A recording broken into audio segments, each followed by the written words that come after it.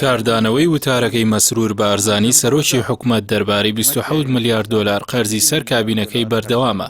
فراکسیۆنە ئۆپۆزیۆنەکانی پەرلەمانیش هاتوونەتە سەرخەت و واژویان بۆ بانگێشکردنی سەرۆکی حکومەت و جێگرەکەی وەزیری دارایی بۆ کۆبوونەوەیەکی ئاسایی پەرلەمان کۆ کردوێتەوە.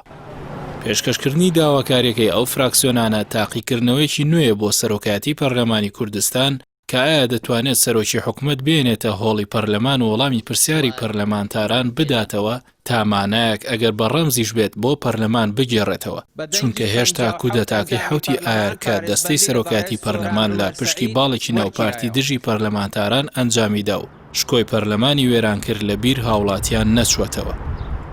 بە پێی و داتایانی پەرلەمانی ئۆپۆزیۆن لەم دوو ڕۆژەی ڕابردوودا خستویانەتە ڕوو.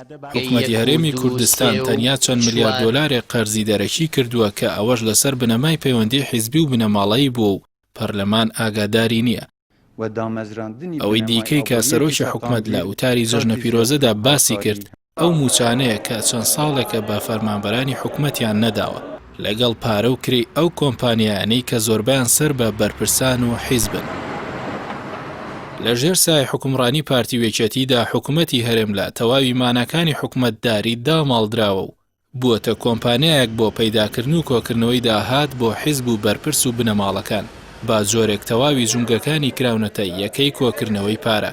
هەر ئەوەش وای کردووە هاوڵاتیان هیچ متمانەیەکیان بە حکومەت و پەرلەمان و دادگا و تەواوی دامەزراوە شەرعیەکان نەمێنێت. ئێستا هەزاران کۆمپانیا لە هەرێمی کوردستان کار دەکەن و هەریەکان سەر بە بەرپرسێکە لە پشکنینی تاقیگەیی خاڵە سنووریەکانەوە بگرێت تا دەگاتە دروستکردنی خواردن بۆ منداڵانی دایانگەکان لەلایەن کۆمپانیاکانەوە بە ناوی کەرتی تایبەتەوە کۆنتڕۆڵ کراون. ئەم کۆمپانیانە لە سەروەرگرتنی زۆرترین پارە لە هاوڵاتیان پێشبڕکێیانە. ئەوە تا سەرە ڕایوەرگرتنی ڕسوماتێکی زۆر کۆمپانیایان بۆ ڕایکردنی مامەڵی هاوڵاتیان دامەزراندووە و بڕێکی زۆر پارە لە خەڵک دەکێشێتەوە. ئێستا کۆمپانیا دامەزرێنراوە بۆ بەکرێدانی سەگی پۆلیسی بە حکومەت بۆ پاسەوانیکردنی خۆیان.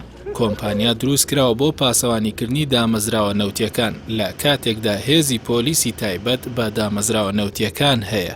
کابینەیەک لە دوای یەکەکانی حکومەتی هەرێم سەرجەمیان یەکەم بەڵێنیان چاکسازیکردن بووە لە سیستمی حکومڕانی و ڕوبەڕووبوونەوەی گەندەڵی. بەڵام وەک دەوترێت چاکسازی بە چاکان دەکرێت و پاکسازیش بە پاکان. بۆیە سەرنجام گەندەڵ بەرفراوانتر و حیزب و بەرپرسان دەوڵەمەندتر و خەڵک هەژارتر بوون. ئێستا هاوڵاتیان موچیان پێ نادرێت، کارەبا و ئاویان نادرێت، باجێکی زۆریان بە شێوازی جۆرا و جۆر لێوەردەگیرێت. هەر لە ڕسوماتی مامەڵی فەرمانگەکان تا دەگاتە ئەو سزا زۆرانەی لە سەرپێچی هاتوچۆدا بە نایاسایی کۆ دەکرێنەوە.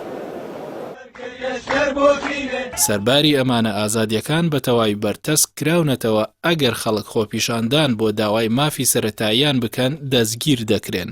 هەر بۆیە بە قەرزار ناوهێنانی حکومەت لەلایەن سەرۆکی حکومەتی هەرێمەوە تەنیا گواستنەوەی شکستی کابینەکەیەتی بۆ نەیارەکانی لە ناو حیزبەکەیدا و خاڵیکردنەوەی شانیەتی لەو بەرپرسیارەتی کەوتووەتە ئەستۆی.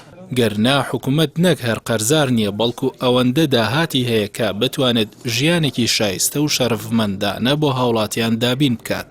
هەوڵی چوار فراکسیۆنەکەیش لە چوارچێوەی هەنگاوەکانە بۆ گێڕانەوەی متمانە و شکۆ بۆ پەرلەمان و بەدیهێنانی شەفافیت لە دۆسیەی بەناو قەرزەکانی سەر هەرێم. دەکرێت خاڵێکی بۆ ئیزافە بکرێ ئەوە